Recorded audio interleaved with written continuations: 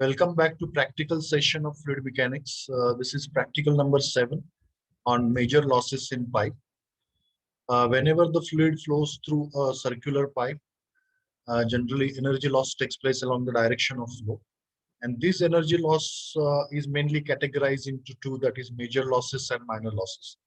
Major losses are because of friction, minor losses are because of change in velocity. So this session of practical, we are going to discuss how to determine the major losses in pipes, that is frictional losses. The contents of the experiment, aim and objectives, specifications, procedure, experimentation, that is using a lab equipment, then observations, sample calculations, results and discussion, and conclusions. The aim of this experiment is to determine the friction factor for pipes of different sizes. Now, in this particular session, we will discuss only how to calculate a friction factor for a particular pipe, and the same procedure we can repeat for other pipes as well. In case of fluid through pipe, flow through pipes, the head loss due to pipe friction is a major loss.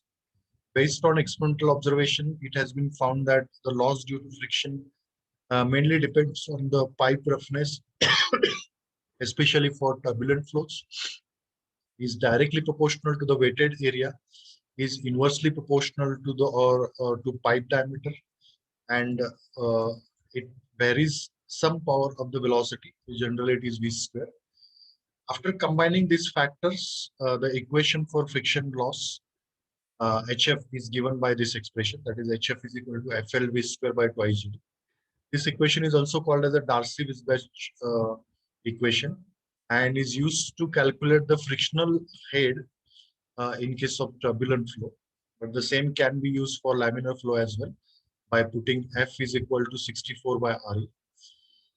Now, in this equation, we are going to use to calculate the friction factor F. So we are considering the flow through a particular pipe of length L and diameter D. We are going to measure the flow rate of that particular pipe, consequently the velocity. So velocity will get, and the frictional head will measure with the help of U-tube differential manometer. This is the experimental setup. Now this experimental setup is made for various pipes. So various pipes are there, pipes of different sizes with the rectangular walls at their heads, fed by the main line through a common inlet at one end and outlet at the other end. So there are 3 pipes, but actual case there are 4 pipes. In setup case, this is just a schematic layout. Now these are the pressure tappings across the section of the pipe. So across this length, the pressure drop is measured with the help of U-tube differential manometer.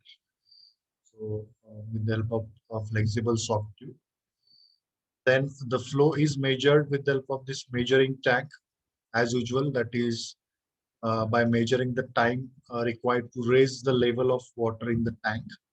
By measuring the time, then area into that length divided by time gives us a discharge. And according to continuity equation, we can calculate the velocity through the pipe, that is velocity is equal to discharge upon area.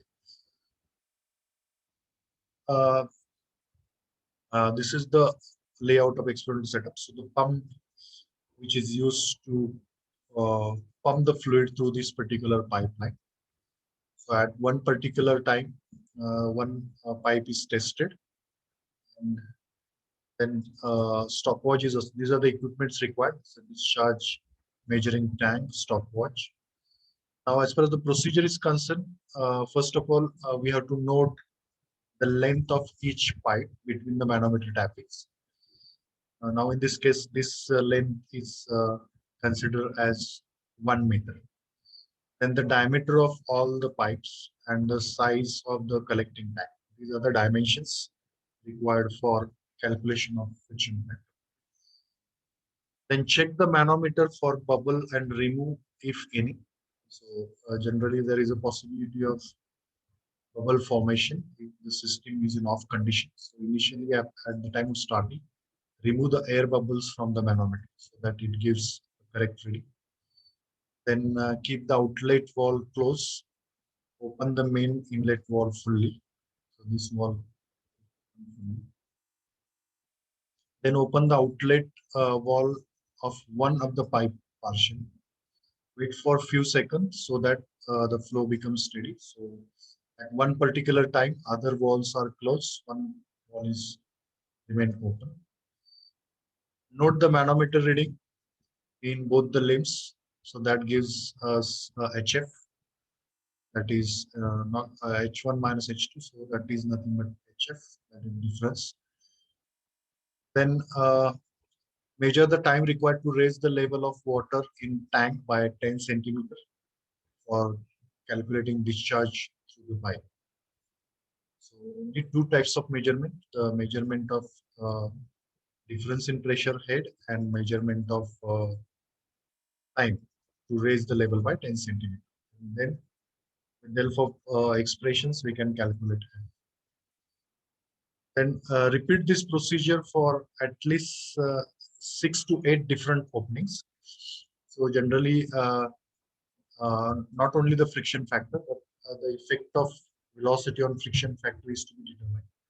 So for one particular pipe, gradually the velocity or the discharge increases. So by opening the valve, and for varying discharge, every the friction factor is calculated.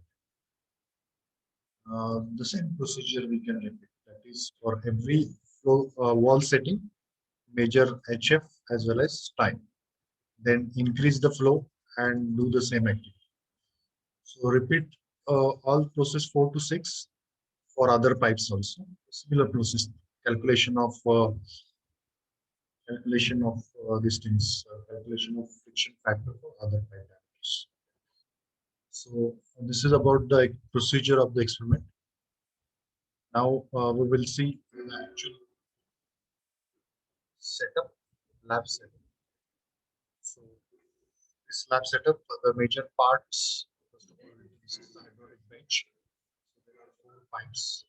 You can see every pipe has a separate form provided. So there's 6 mm, 10 mm, 17 mm, 17 mm for the roughened pipe is used there. Then the tapping is provided everywhere. For these are the pressure tappings. These tappings are connected to U-tube differential manometer, isolating valves for regulating the flow through these pipes. Then this is a control valve at the inlet, so for regulating the flow. These are the tappings, and these tappings are connected to the flexible pipes connected to the U-tube differential. Then controlling valve outlet. This is U-tube differential manometer, that is mercury manometer. So difference in level it gives as HF. Now, as far as the procedure is concerned, we can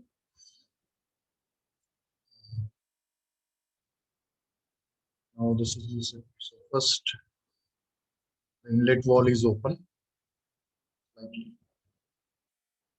and suppose if we have to take the reading of second pipe, so other walls remain closed. Now there is a pressure tapping across these two. So we can close, so air tappings, and then on the back side water which flows through this tapping, then it is connected to the U-tube differential manometer for measurement of, here we can measure the pressure difference. So here we record the pressure difference reading. So for so see here the pressure is higher here. So this difference level gives HF. We can measure the time required to raise the level. Completion of this. So this way we can measure the HF as well as time required for one particular pipe. So the same procedure followed for other pipes. So this is pipe 1. Now in this case, this is open, others are closed. Third, then after completion of this, we can tell that is 17 mm smooth pipe. This is a simple experiment, and only two types of measurements are there. So that is measurement of HF and measurement of time. Now, accordingly, the observation table is prepared. So this is observation table. So there are seven readings, means seven openings of wall at one particular pipe. Now here we are considering the second pipe, that is 10 mm. So for each opening, the manometer reading is recorded. So that is in mm of Hg, and same has been converted into meter of water column by using the formula of uh, differential YouTube manometer, that is x into bracket Sm by Sn minus 1. Sm is the specific uh, gravity of manometric fluid, SL is the specific gravity of flowing fluid. So as the mercury is used as a manometric fluid, so Sm value is 13.6 minus 1. So x times 12.6 divided by 1000, because to convert x mm into meter. Then we get the values of H, that is meter of water. So these are the values of meter in water. So this is X. So for different settings. So now the time required to raise the level in the measuring tank by 10 centimeter. Same time in the measuring tank, the flow, the time is recorded. So gradually this time is increased. So time is reduced. So that means that gradually the flow is increased because less time is required to raise by 10 centimeter. So obviously it is reflected in pressure also. As the flow increases, the difference or manometric difference also increases. That means the difference in pressure head. So pressure head also increases. So that as uh, flow increases, HF also increases. This is nothing but HF. Now the discharge with the help of time, we can calculate discharge. So area of the tank known to us is already given in the, that is 0.09. Area into 0.9 into 0.1 divided by time. So these are the values of actual discharge. So from this discharge, we can calculate the velocity of flow through the pipe. So this is a velocity. For the velocity as a discharge continuously increases, consequently velocity also increases. This is 10 mm. Then we can calculate the friction factor. So in order to calculate the friction factor, so we rearrange the equation, Darcy-Weisbach equation. So taking F on one side and other terms on left, right hand side. So HF into 2GD upon LV square. So HF we have measured already, that is in meter of water. Then diameter of the pipe, length of the pipe, and velocity square. So you can see there is a decrease of friction factor with increase of discharge or increase of velocity or increase of Reynolds number as well. These are the observations. So now from this we can, this is a value of friction factor for a particular velocity. So for turbulent flow, generally the friction factor is a function of Reynolds number or velocity as well. So this is a variation of friction factor with velocity or Reynolds number. Reynolds number is calculated by using a relation, that is Ed by nu. So the Reynolds number, so all the Reynolds numbers are in the turbulent phase. So it starts from 10,000 to almost 30,000. So as Reynolds number increases, friction factor decreases. So this is as per the, so this validate the result, because even in theory also, the trend has to be known. So this is variation of friction factor. Now the validation of the friction factor using Moody's diagram. So Moody's diagram is especially used to calculate or to get the value of friction factor for a particular flow situation, and then we can calculate the head loss, the reverse. So this experiment is not required every time. Only some special type of pipes, suppose the rough pipe or some intentionally to create a turbulence, some serrations or some fins are provided internally. In that case, this experiment is needs to be performed. Otherwise, Moody's diagram is generally used to get the value of this friction factor. It is applicable for laminar as well as turbulent flow. So this is the line for complete turbulent flow. So our nature of uh, graph is also like this because of turbulent flow. That is, as Reynolds number increases, the friction factor decreases. So these are the very value of. Now we'll validate our result of first reading for this. So ours is a steel pipe. So steel pipe, we consider that is 0.5 epsilon, and steel pipe. Then epsilon diameter of the pipe is 10 mm. Then epsilon by d, that is 0.05. So this is our epsilon by d. And then we calculate the Reynolds. Two parameter we must know to locate the point and to get the friction factor. So Reynolds number we obtain, that is Vd by nu. So for reading number 1, velocity is 1.09. Kinematic viscosity is 1 into 10 raised to minus 6. Reynolds number comes around 10,000. So at 10,000, then we can locate the point 10,000 intersecting 0.05. So corresponding value we can read. So that is coming around 0.0.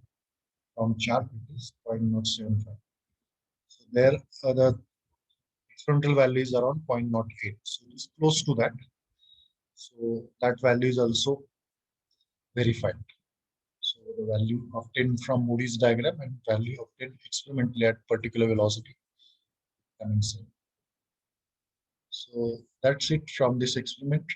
So in the end, summary that friction factor of 10 mm pipe is determined using hydraulic bench for various types of flow. It is found that friction factor of pipe decreases with increasing velocity or Reynolds number. That we have shown it graphically also. Then experimental value of friction factor at a particular Reynolds number is verified with the value of friction factor from Moody's chart. So that is also verified that it is coming close to that. So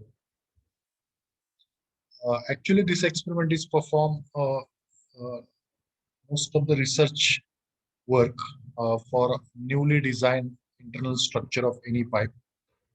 To develop a correlation, this experiment is performed. So mainly researchers follow this experiment for developing a correlation of friction factor or pressure drop correlation for any unknown pipe or unknown pipe structure. So this way we can calculate the friction factor. So that's it from this particular experiment. Thank you very much.